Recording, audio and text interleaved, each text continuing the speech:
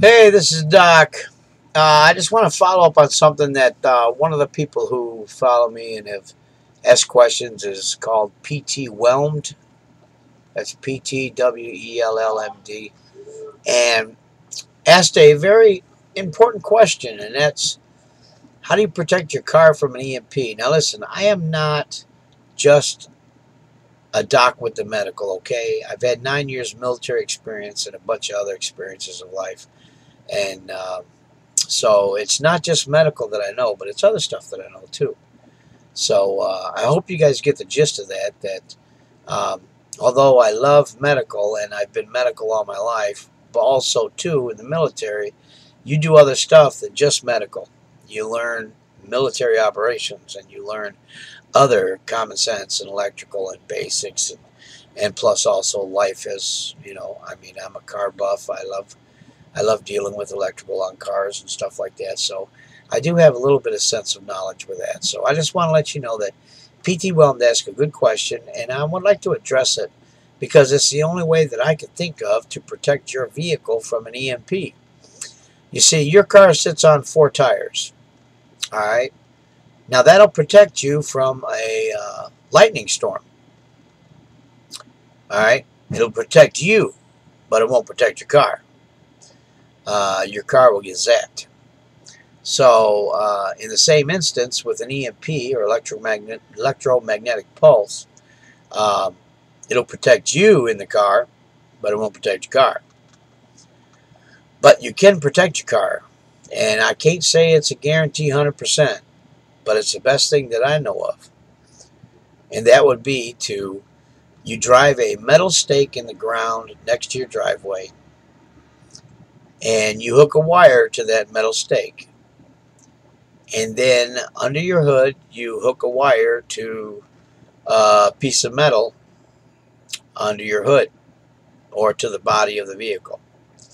All right. Now, I know it can become cumbersome and laborsome, which means every morning when you go out to go to work, you got to disconnect the wire. And then every time you come home from work, you got to reconnect the wire. But that's the only thing that I know of to redirect the power into the ground. You see, if you've ever been through the countryside and looked at big, huge barns, they have what's called lightning rods on the barns. I've seen some barns with 6, 7, 8 lightning rods. And all those rods are hooked to wires that run to a metal stake that goes in the ground. That's to keep the barn from catching fire or getting burned from a lightning strike. Because it redirects the jolt from the metal rod on the roof of the barn down to the ground.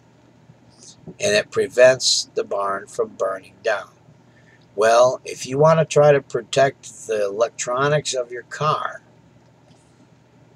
then common sense, in my opinion, is you have to run a steel rod into the ground and run a wire to your vehicle in order to prevent an EMP from zapping your system.